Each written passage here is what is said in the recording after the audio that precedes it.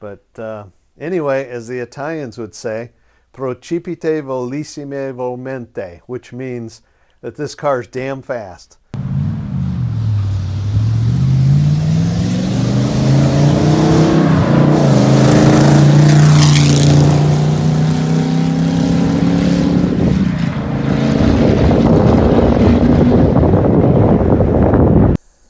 Hey, welcome back to Klep's Garage. I'm your host, Bruce, and today we're at my friend's house. You remember Gus Messmaker? We're going to look at some of the hot rods he's working on, and I found something here in the weeds. Not sure what this is. It looks like Ford product. I think it's a Fox Body Mustang. Well, you just never know what you might find here.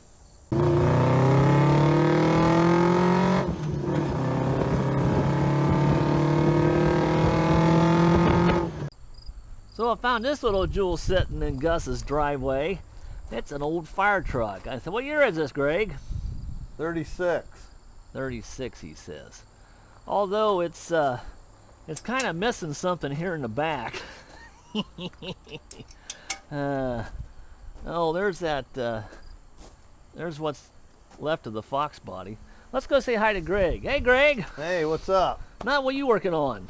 Oh, I'm putting a header on here to see if I can get the body on the car with the headers on it or off of it. Oh, I thought we was going to dig out your other hot rod today. Oh, well, we can do that. Oh, well, let's look at this real quick. What is that? It's a Merlin motor. Merlin. 540 cubic inch Merlin engine with 4.5 inch bore, 4-inch stroke, 2-inch 300 thousandths valves, 720 lift cam, roller cam. I'm assuming this puts out a few horses. Oh, I'm figuring 850. Oh, only 850. That's being conservative, of course. Don't mind me. This shop's a little bit not as clean as mine. Anyhow, when he comes out to my shop, I throw airlines and tools and stuff on the floor so he can feel at home. Anyhow, so yeah, he's building a 32. This Brookville body, isn't it? Yeah. 32 Brookville body, 3-window coupe. Yeah, suicide door coupe. Yeah, suicide door, the holy grail of hot rods. So while we're still here, I'm gonna look at this triangulated. Oh yeah. 4-link rear end. It's a little more than triangulated because I actually put an extra pan hard bar on top because I figured with the horsepower. And this is a Ford 9-inch, isn't it? Yes, it is. And it's been Gus. Now remember I told you about Gus. Yep, it's got gussets on the back. That's all Gus's. Yep. And then Gus here added some more Gus's, the pan hard bar. And he's got a drive shaft loop in case the drive shaft goes faster than the car. Yep. And so yeah, is this a Brookville frame? Yeah. Okay, so Brookville builds these 32 frames. Yeah, of course they make them for automatic transmissions, and when you tell them you want a stick, you got to cut everything out and start all over again. And so it was an X frame. Now it's sort of a loop-de-doo frame. That's because real hot rods have 3 pedals. Right. 3 pedals. Yes. Clutch, brake. Oh, something's moving over here. Yeah, they don't put sticks in their cars very often. All right. Well, let's see if we can. You say you got a. Where is the 31? It's right back over there. Oh. It's right over there. Oh. Ah. Oh, you can't get there from here. Sure you can. Follow me. Okay. Walk this way. Walk this way. Let's. Back, you fiend. Don't pay any attention to that Porsche. It's yeah. Just don't worry about that. Nope. Oh yeah, there's the 31. I thought we was going to get this running today. Well, I put a new battery in it this morning. Battery. That's back here, isn't it? That's back here. Mm. Yeah, I put all my batteries in the rear. Let's see if I can get through here without killing this. Don't look good. Not good. Not good. Easy. Okay. Gee, go on. Where's the battery at? Right here in the there. back. Right there. Yeah. Oh, yeah, right by the fuel cell. Right. And the extra oil. Extra oil thing. filters and yeah, all And, kinds of goodies. Anyway, I put a battery in it this morning. Believe it or and, not, Greg finished this years back and actually drove this from Ohio to Texas and back. How was that trip? Oh, that was big fun. And you didn't chew up any tires, did you? Yeah, well, they were pretty slick when I got back. Yeah, he might have put the hammer down a couple of times when little S10s was trying to pass him. Yeah, when an S10 tried to pass me, I had to leave him in the dirt. Because this has got a deceiving motor, and let's go up front and look at the motor. Oh, geez. Whoopsie! You can't get there from here. Oh, I did that. That's my fault. Okay, so from here, it looks like a V6. Oh, yeah. Oh, but wait, there's another port stuck back in here in the body.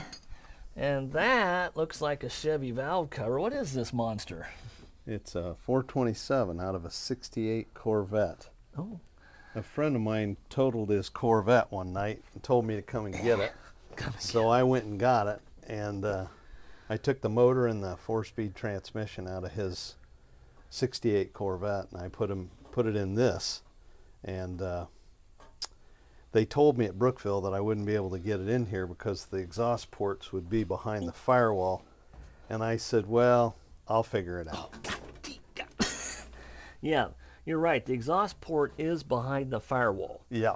On that side. So we just cut a hole. This side, in not it. so much. No. Now, but boy, is this a cool hot rod. Let me see if I can back up without killing myself. What's this carburetor off of? I have no idea. Okay. So anyhow, we're going to fire this up? Yeah, I got... How are you going to get it out of here? Well, if it runs, I can just... I don't know. It's going to take some doing, but we'll get it out of here. Well, we got a car show coming up next week. Yeah, you said I you were got to going get to it take out. it there. Got to get it out. Okay, let's look at the monster carb on this thing. Oh, that's a little one. What? That's I think that's a 750 double pumper, or it might be an 850. I can't remember what I put on it now. Nice big one. There you can actually see that motor goes way back in there. Yeah, I scooped the firewall. In fact, this is the original firewall that was in this car. Oh yeah. And the car was chopped up in 1950 and thrown in a corner of a shop in Middletown, Ohio. And I was born right down the street from it in 1955. So years later, in 2000, a guy told me about it, and I went down and it was still there. So I brought it home in the back of a pickup truck, and Bruce saw me drive by and he said, "What are you going to do with that?" And I said, "I'm going to build a car out of it." And he said, "Couldn't you find anything worse?" And I said, "I looked everywhere. This is the worst one I could find." Yeah, this body was literally in pieces. The top was completely chopped off. Somebody had attempted a chopped top. The center of it was completely out of it. It was cut into 4 pieces like you do when you chop a top. There was no floor, nothing to hold the doors shut. Let me go around to the other side here.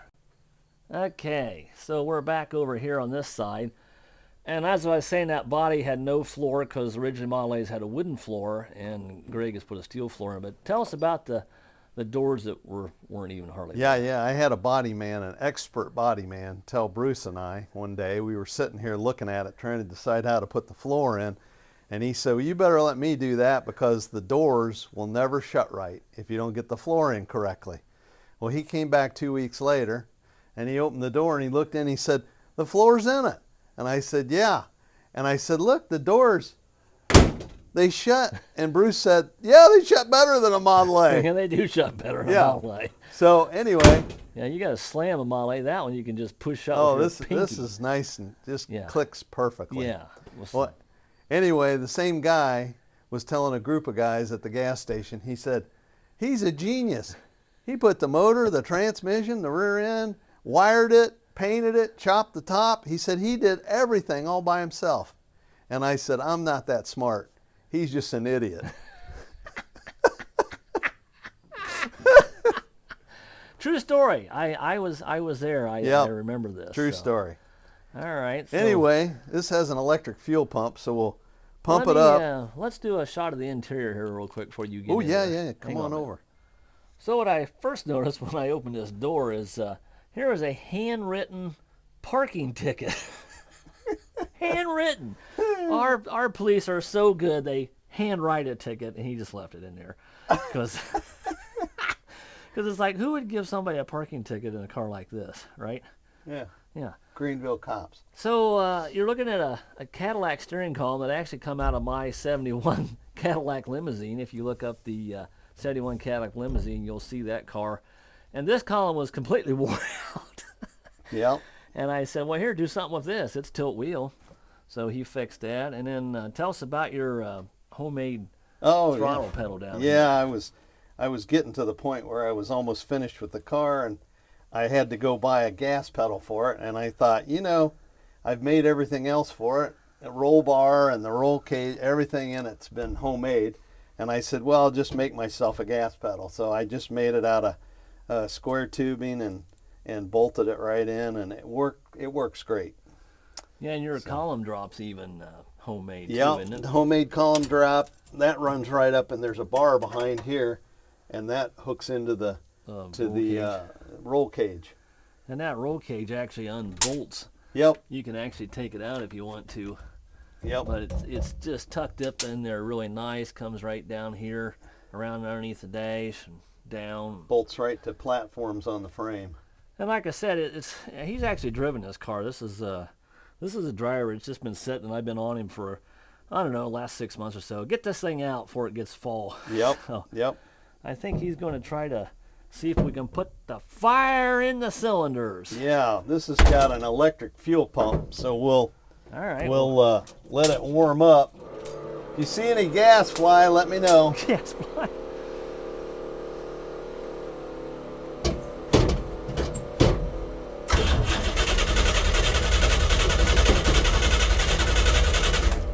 Might be flooded.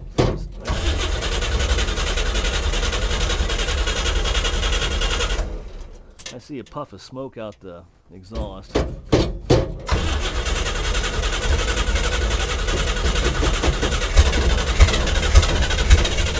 Bring on the thunder and the fire. Whoop! Missed it. Damn, there was some fire.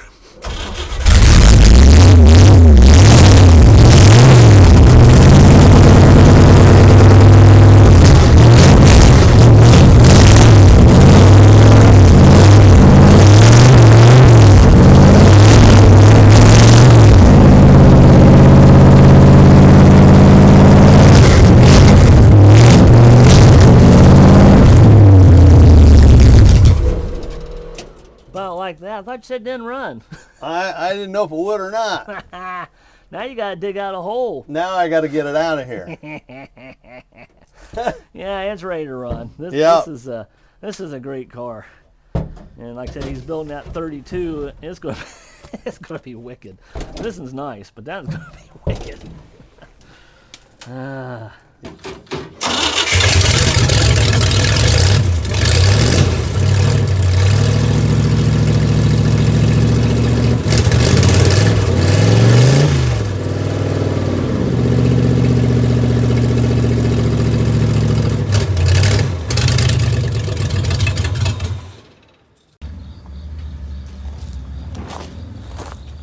Oh boy, let's get the hot rod out of the garage day. About time. All right. There's a board. We can Hey, there's a dead man. block the wheel. Let's see. The brakes should work. Loosen up. Now here we go.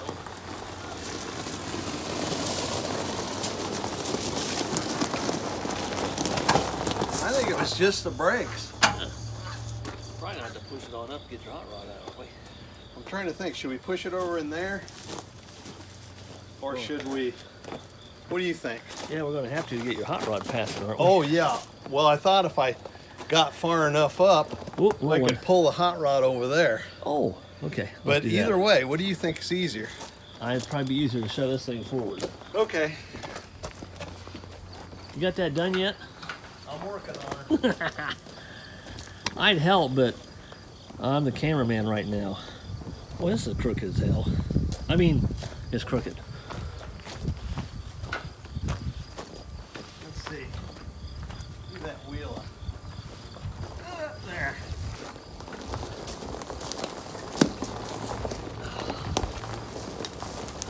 Okay. Think that's far enough? That looks good.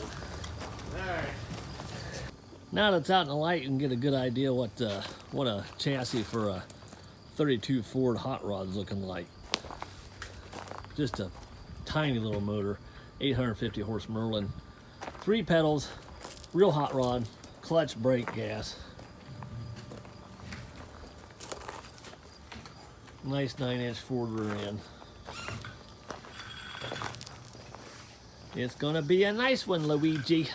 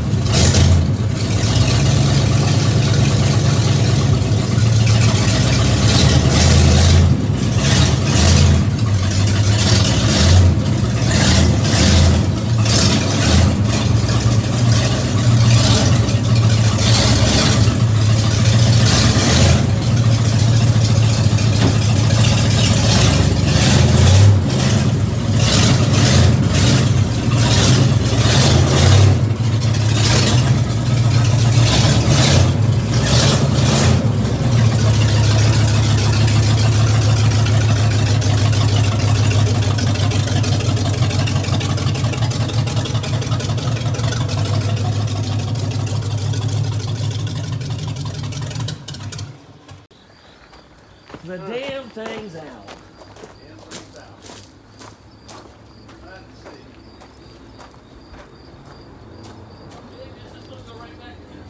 Well, I don't know. I know one thing. I gotta turn the wheels a little. Yeah. Let's see.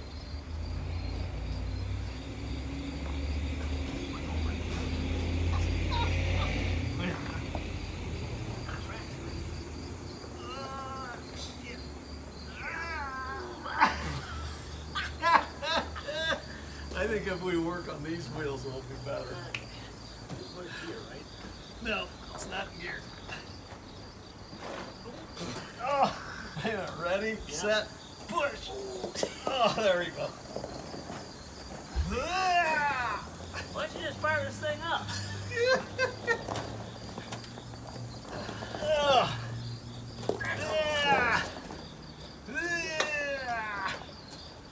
Let's see. Got our block?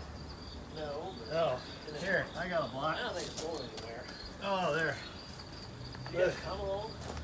Yeah, I do. Might be easier. You think? I'm trying to think. There's a D-ring in the middle of the floor in here. Why don't you just pull it back in with a hot rod? Then you won't gain anything. Right. Good idea. Good idea.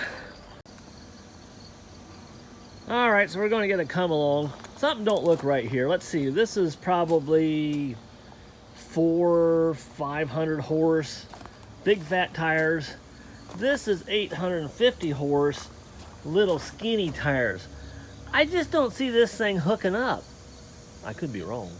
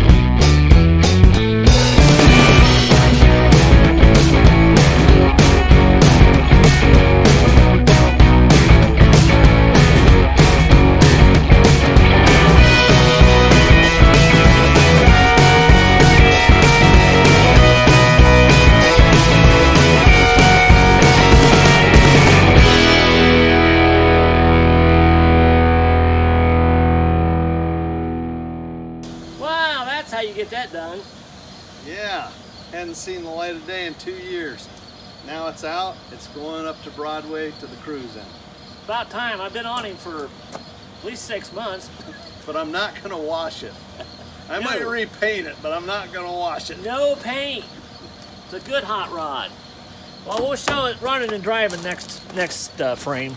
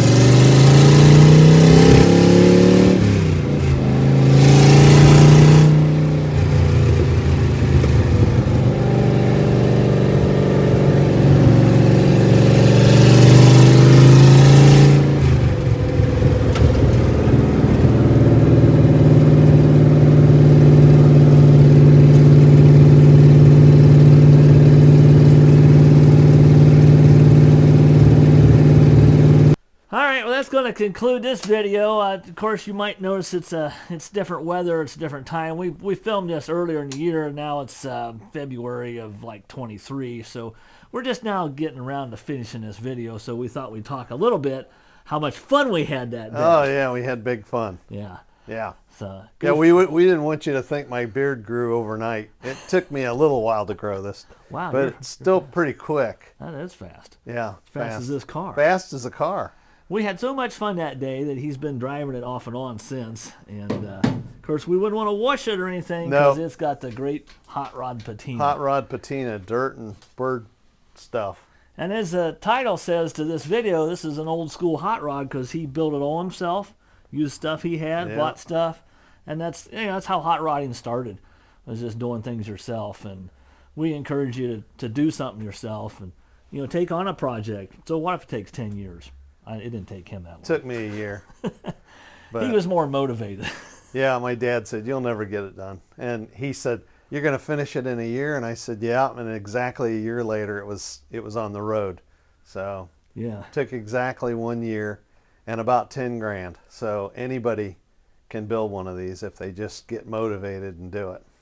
Yeah, you probably had most of your money in the frame chassis. Frame, yeah. Yeah, because motor. Didn't have much in the motor, but did you rebuild the motor? I forget. Yeah. The motor was rebuilt by Hawkins Speed Shop for my friend before he totaled his Corvette.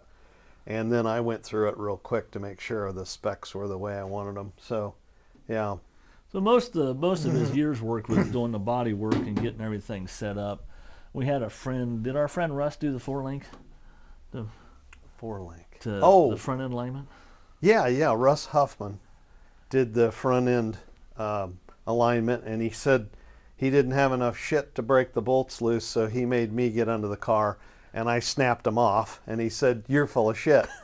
So that's how, and Russ is a really sweet old guy. He's gone now. But yeah, Russ would make you sit in the driver's seat to line the front end because he'd go on about a half-an-hour dissertation about the crown and the road and how the car needed to have less caster on this side than it did on that side, or maybe the camber. Anyway, I never could get those straight. Anyhow, he'd set the car up so that it went down the road straight. Yeah, this car goes down the road straight. Yeah, unless he's getting on it. Lean my axle back a little over 3 degrees because he said, I'm sure you're going to be running high speeds in this. And I said, oh, I'm hoping, So, yeah, he set it up just right, and you can let go of the wheel and pretty much let her just run down the road. So, but anyway, as the Italians would say, Procipite volissime volmente, which means that this car's damn fast. And I built it for speed, not comfort. It's not that comfortable, but it's not bad.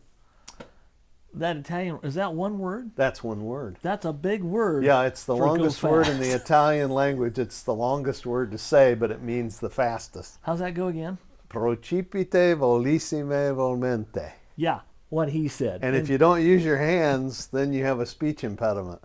That's on my boat. Well, until next time, like I always say, drive them if you got them. There you go. There you go.